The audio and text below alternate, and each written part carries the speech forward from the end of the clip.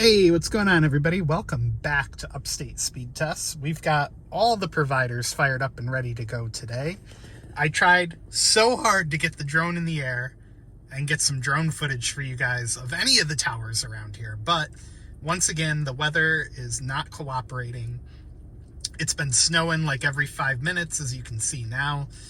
It's been cloudy and windy. The last 2 days we had like 60-mile-an-hour wind gusts, so I couldn't get it up yesterday.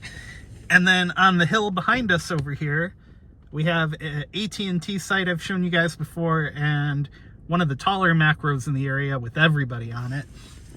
And like I said, yeah, I tried to get any of the towers into some drone footage for today, and well, it wasn't working out. So we're just gonna run a test. We're here on Upper Front Street in the town of Shenango.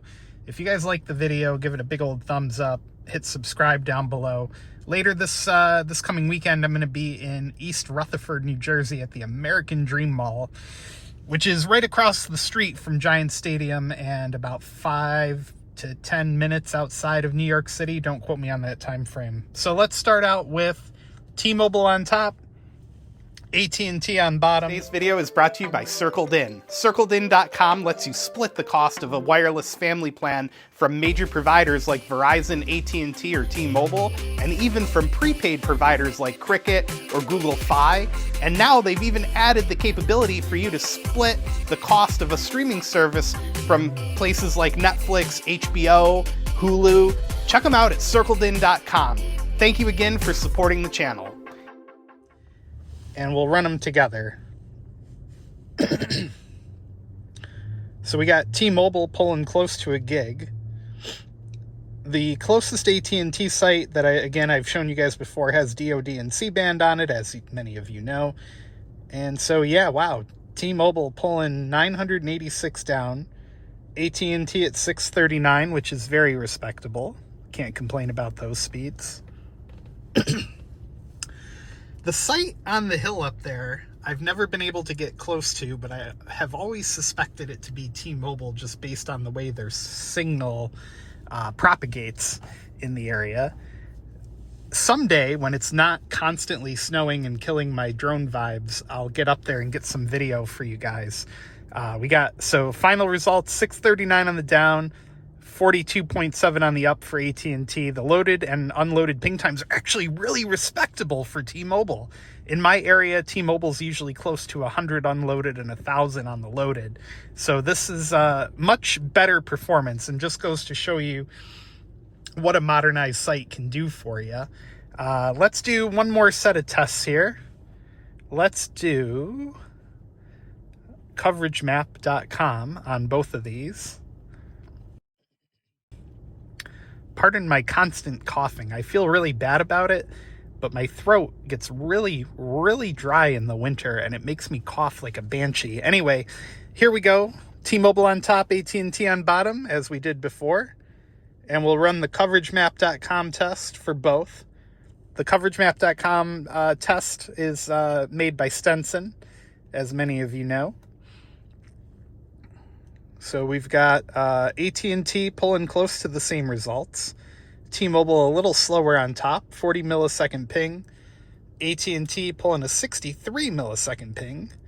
And yeah, that was quicker than I anticipated. Let me show you guys who haven't already seen it, my super cool shortcut I found on the internet here. I actually found it on Reddit. I'm going to tap it, and it'll switch us right over to Verizon. And we'll give the modem just a moment there to switch over. And we will... oh yeah, I forgot about this. Let me refresh it real quick, just to give the modem some time to run. Did you guys see in the news today, or online, more than likely, that the new iPhone 16e came out? And one reason that this is exciting is that it is, let's see if we can find it in their little cards here. It's got really good battery life, so you can apparently watch Severance over and over again. It's got one camera lens that they claim is like having 2 in 1. Let's see. Drop Dead Gorgeous. somewhere in here I'm going to find what I want to show you guys.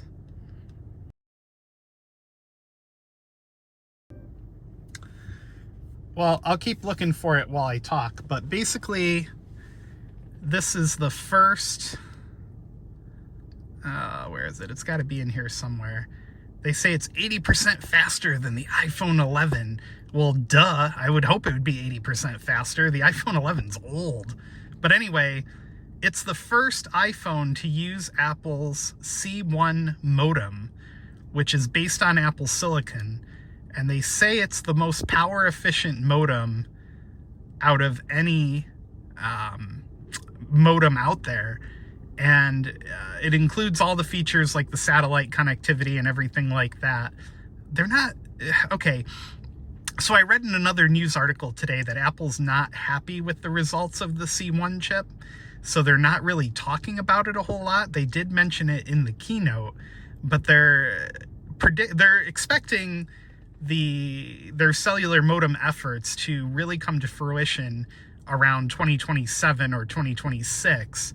So they're not really bragging about it, but it's good enough to put in their lower end iPhone, and supposedly it's going to go in the iPhone 17 Air that's been rumored as well. But yeah, if you notice, they're not really talking about it a whole lot in their marketing for it. So I'm curious to see. I don't plan on buying one, but I am really curious to see how the C1 modem performs in reality compared to other modems out there. So I just thought I'd take a minute to talk about that. Let me know down in the comments what you guys think of the new C1 modem, and will it be game-changing once it's fully implemented into the entire lineup? Do you think it'll be eventually better than Qualcomm like Apple is predicting, or will it just keep pace with Qualcomm? And I think that it'll definitely have huge benefits on the power efficiency side of things, but it won't necessarily beat Qualcomm. So those are just my feelings about it based on being a huge Apple sheep for the last 2 decades. So here we go, Verizon Wireless. 48 millisecond ping to start out, which is really fantastic for Verizon. You can't get much better than that around here anyway. The loaded ping times are really low. Verizon's site, it could be in one of 2 places. There's a macro across the river over there that I've shown you guys a dozen times. And then, of course, the site way up on the hill over there. So 279 down, kind of slow for mid-band. It's actually a lot slow for mid-band, but the other results are good. So if you're browsing the web, your ping times are going to be fine. Upload one's a little high, though. Not bad, but a little high. Jitter at 6. So yeah, mid-band on Verizon around here is hit or miss, depending on what tower you're on. There's only like 3 or 4 sites that have fully received modernized backhaul. So if you're on a site like this, I feel like we might be connected to the one on the hilltop over there, because the one across the river generally has better backhaul, depending on where you're standing anyway. So yeah, similar results again, 283 on the down, 16.8 on the up. We'll do the coveragemap.com test just to kind of even us out here. Let's reboot it though, just to be careful. And go. 51 millisecond unloaded ping. And results are going to come out a little bit slower than Ookla. They tend to do that on the coverage map test. Sometimes they're pretty even, sometimes they're quite a bit slower, but usually it's a pretty decent overall result. So there you go, guys. All 3 providers here on Upper Front Street in Binghamton at the Lowe's. And if you guys like the video, give it a big old thumbs up. Don't forget to leave a comment about what you think of the new iPhone 16e. And we'll see how it goes. See you in the next video.